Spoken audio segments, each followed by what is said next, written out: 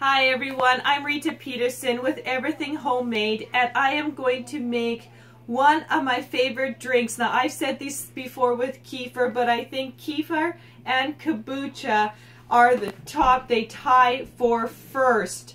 I cannot decide in between the two. So these are the two drinks we drink in the house.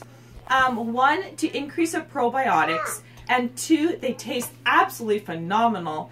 And three, they really help with your digestion with your food, and that's really important today. So I'm going to teach you how to make kombucha. Now, I've got this question a ton of times since I've started making kombucha, and since people have tasted at their house, they're always going, I want to know how you do that, because it tastes so good. So this is what we're going to do. Yeah, let's take this off. So I'm going to show you first a Kombucha Culture. So this here on top of my gallon is called the Kombucha Culture. It is also called the SCOBY. Some people call it a mushroom. My kids like to nickname it the jellyfish on top. Whichever way you want to call it, this is what they are referring to. So it sits on top of your finished product right here. So, and I have very clean hands here. I washed it with soap, and you always want to wash your hands. So it's actually, you know, you can grab it and hold it. So this is a very, very unique and interesting culture, to say the least. So what do we do with this? Okay, so let's start from the very beginning. So in the morning, this is what I start with. So this is a finish. Now it's ready to get refreshed. So that means that I need to take this culture, put it into another container, feed it, and use this already made tea and flavor this. So what we're going to do is get the tea starter ready to feed my culture and keep it happy. So what you want to do, per gallon of, per every gallon, you want to have 4 cups of filtered water, okay? And you want to put that in the pot. And you want to heat it up to just under a boil. Now, I've got 8 cups in here because I refresh 2 gallons. So if you refresh 4 gallons, you want to obviously do 16 cups of water. So for every gallon, 4 cups of water. Then you want to make sure you have 1 cup of sugar. Now you might go, oh my goodness, 1 cup of sugar? Don't worry, this is where it's really cool. The culture here eats all the sugar. So your finished product is actually so little sugar. It's not even sweet because the culture has completely eaten all the sugar. But it needs the sugar to live, okay? So I use cane sugar, organic cane sugar. You could use white sugar because it eats it all, but cane sugar or white sugar is one of your best. If you substitute honey, in this case, honey doesn't work. It has its own bacterial culture in it that actually tries to kill the kombucha culture. So you want a strong culture. Otherwise, you get this slippery, slimy culture in it. No, it's not going to work. Cane sugar or white sugar. The other thing is it eats either black tea, green tea, or white tea. So I use green tea just because I love green tea. Black tea makes the best mushroom, SCOBY, jellyfish on top. It really, really kicks it off. So sometimes I'll make some black tea just to give it a little boost. But most of the time I use green tea. And if you're using loose, you want 2 tablespoons of loose tea. If you are using packaged tea, like I have here because this was on sale, organic, you want 8 of these per gallon, okay? So let's recap. The starter tea per gallon is 4 cups of water, 8 already packaged tea bags, or 2 tablespoons of loose tea, and 1 cup of sugar. So that is your base. So we got a pot going here and it's almost ready to go. And so I'm going to take these out of the package.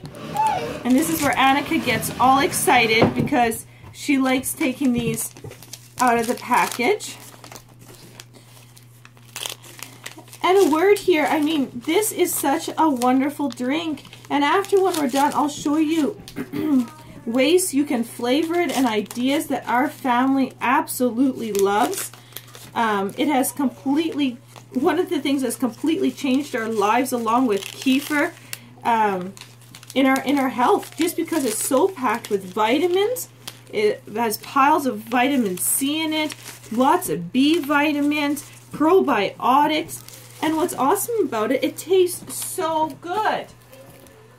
How can you go wrong? I mean, if you want to get off of soft drinks like Pepsi and Coke, etc., this is the drink for you. It is naturally carbonated, so you get that fizzy factor in it. It is absolutely phenomenal drink. Okay, get that last one, Annika. So what we're going to do now that my pot is ready, we're going to transfer these over to the other counter. Perfect. Thank you. We're going to transfer these over here. And I like my water hot. So we're just about to boil, so I turn off the hot plate. I have 2 cups sugar here. Remember that I'm making 2 gallons, a starter tea for 2 gallons. I dump in my sugar.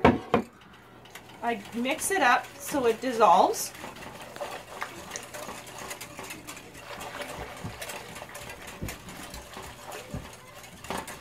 Perfect.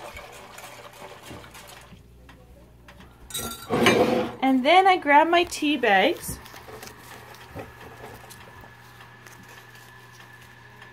A little bit disorganized tea bags here. Grab them.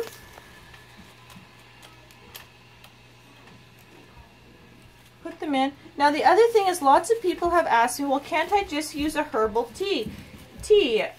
No, not in this case. You won't feed it properly. It eats off of the 3 teas I've mentioned, the white, black, and green tea. It needs this to survive.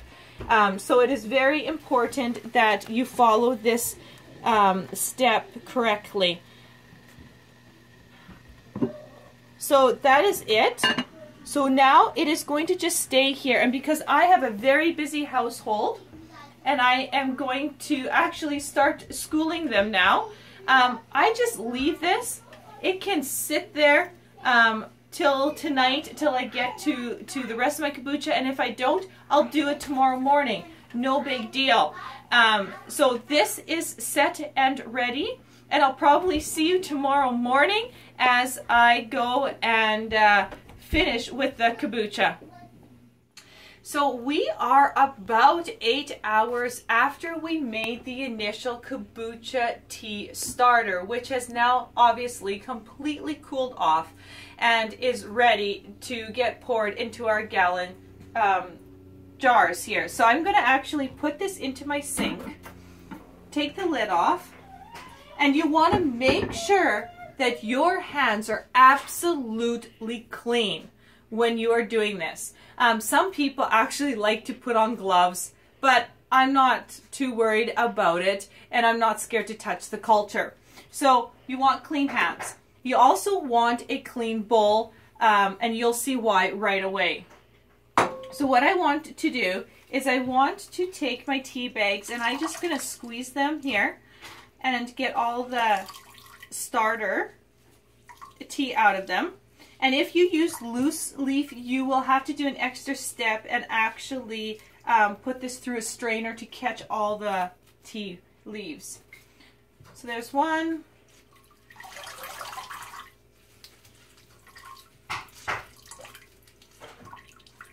And there's 2. Right.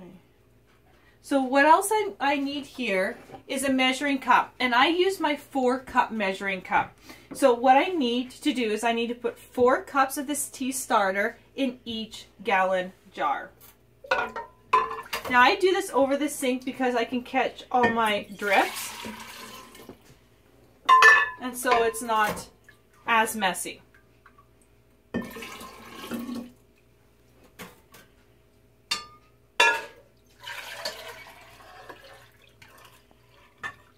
Perfect. So we'll put that away and we'll get this 4 cups in here. Okay, so I'm just going to rinse this out for a moment because we will be using it after. So after I have my tea starter in here, what I want to do is use filtered water. You've got to use filtered water because chlorinated water will kill the culture. Is I take my gallon jar, and because my filtered water is right here, I'm just going to fill these up to about 3/4 of the way. So as this is filling, this is when I start getting other things ready. So over here, I have a bowl here, which I will use right away. You need another clean bowl. You'll use your 4-cup measuring cup, and I have a spatula all ready for when I need it. So in the meantime, I'm just going to put these in the garbage. And I'm going to grab my Kombucha Culture over here.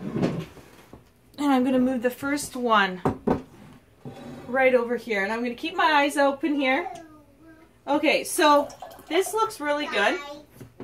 And I'm going to do the same thing to this one. So back over here to the Kombucha Culture. Take this off. I'm just going to put that to the side. And this is the one we looked at this morning. So let's take a look at the Kombucha Culture here. So I'm going to put my hands in here. And let it, and this is where your bowl comes in handy so you're not dripping everywhere. So this is what it looks like. Okay? And if you have friends, this is where you want to split. Like this is another Kombucha Culture here. And you see the layers?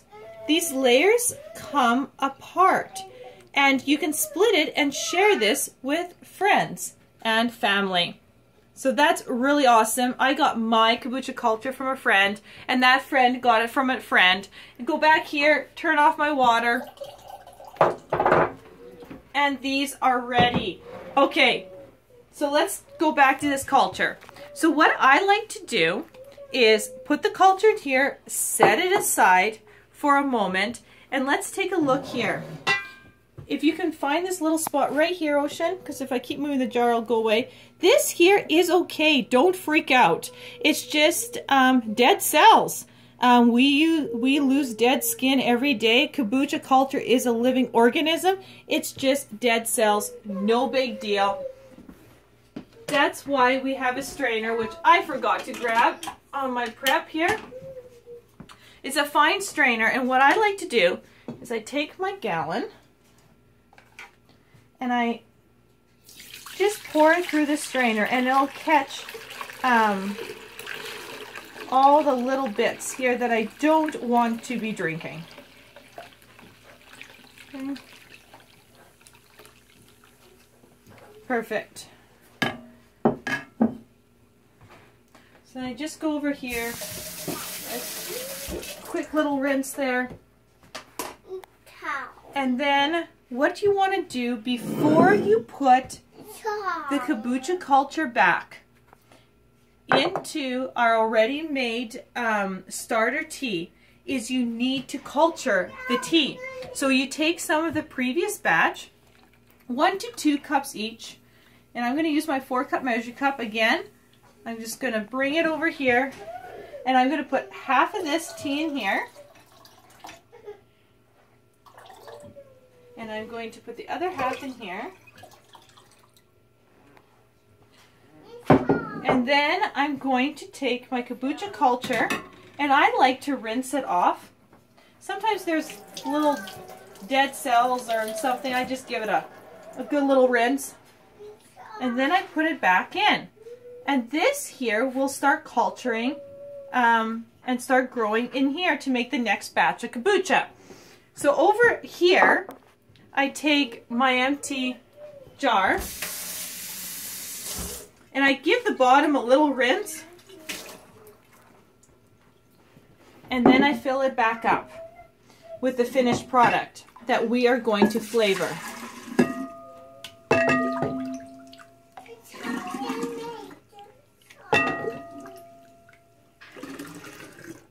Okay.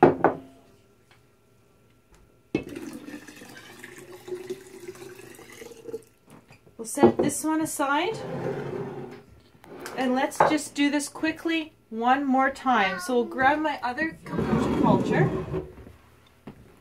here.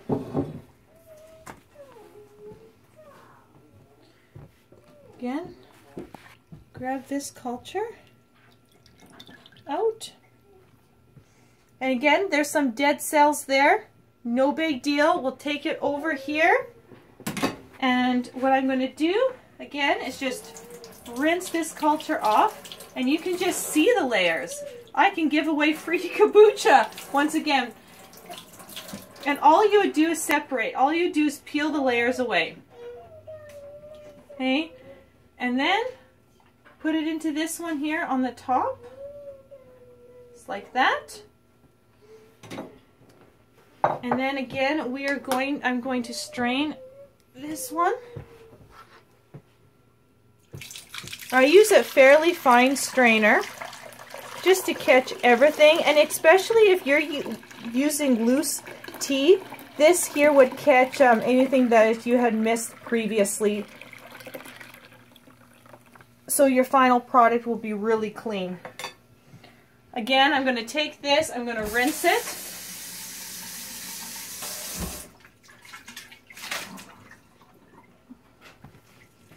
And I'm going to fill this one back up.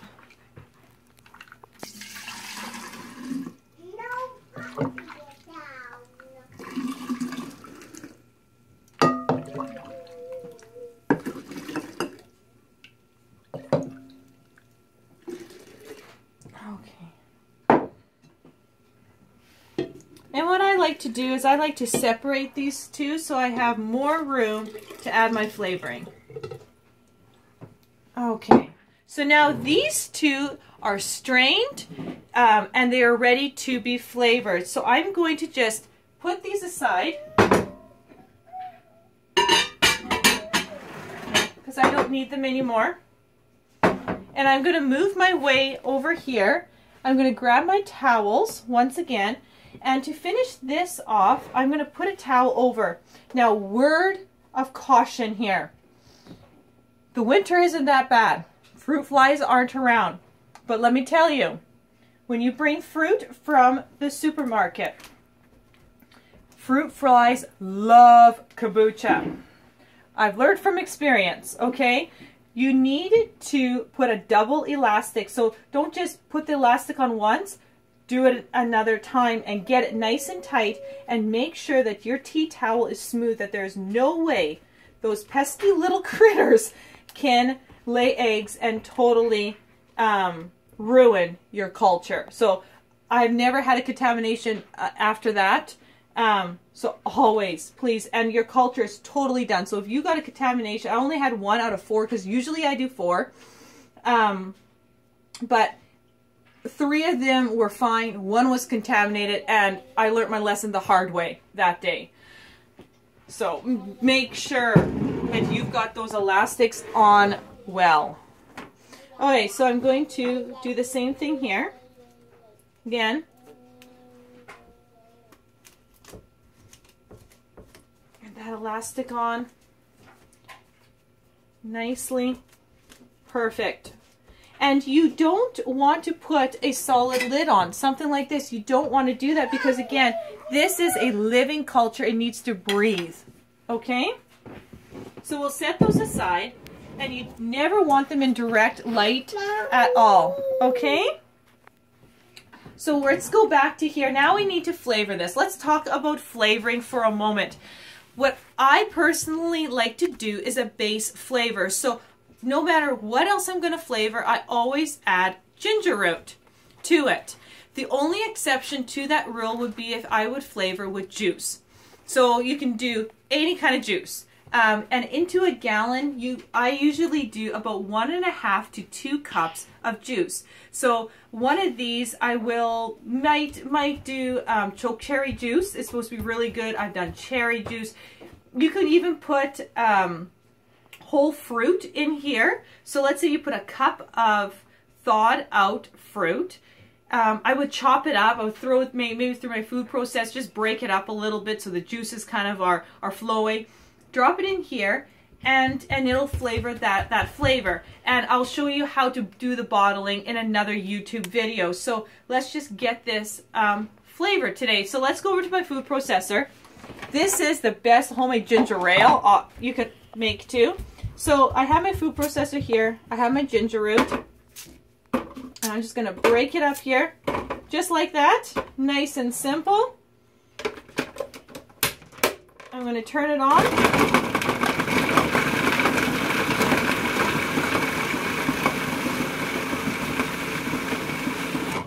Okay, now that's the way I like to chop it up. And we got one little bit of a lump there that I didn't notice, so let's just pulse it for a second here. Perfect. Perfect. Oh no, Mommy's not done filming. Hold on.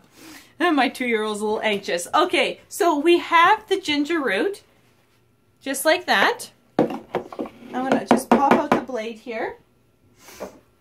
And this is what I do. So if I'm going to just do this one ginger, I'm going to put like 4 heaping tablespoons of ginger root in here.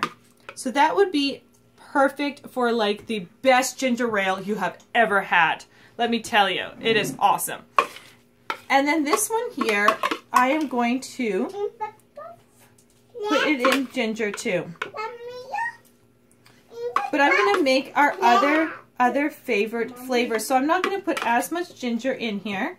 And this little bit of extra, I'm just going to put it right in here. Now this makes a fairly strong ginger drink because I like flavors to hit me and go, I am ginger. I hate a hint of flavor or something. So if you don't want it this strong, just decrease the ginger. That's all you need to do.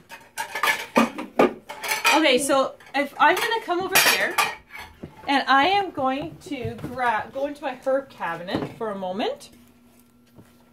And I am going to grab some spearmint. Now, you might go spearmint. Remember, you can flavor this anything. Herbs are awesome. So I will put about a 1/2 cup of ginger, or sorry, spearmint. So take some dried spearmint, just like this, and I will put it in this one. And this, and a little bit more. I want a little bit more. So a heaping 1/2 cup. And then I'm going to mix it in. Now, at this point, you do not want to put metal in here, okay? Because it is acidic, and it will erode metal. So mix it up with a wooden spoon. Perfect. And this is awesome. Ginger spearmint is absolutely awesome. So I'm just going to mix this one up. And there you go. Flavored. So again, you can skip the ginger, add a cup to 1.5 cups of fruit juice. You can add a good cup of any kind of berries. You can even put in apples and get it an apple. You could put in ginger and apples. I made apple cider flavor with cinnamon sticks in it and cloves. Sky's the limits. Like, you can just flavor it with whatever you feel like. You can even Google different flavors if you want to go on the internet and look at that. But this is how you do it. And then we grab 2 lids here, put them on, because it still is a living culture, but we don't need it to breathe like the other one. And we're going to take it, and I take it just back over here. Just move my food processor out for a moment. And I put it right back in the spot. And then what I'm going to do is just take a towel and I'm going to cover the whole thing up so the light doesn't get to it. and it's going to sit on my counter for 3 days. And that's going to really just pull out the flavors, get a really nice fermentation, and get things, get that sizzle, get that carbonation in there, what I want. So I'm going to put that there, leave it for 3 days, mark it on my calendar. I write the word bottle, so I know it's bottling day. For the kombucha here, you can write on the calendar about 10 to 12 days. So 10 to 12 days from when you refreshed it, you're going to have to refresh it again and go through the process all over again. So I will see you back in 3 days.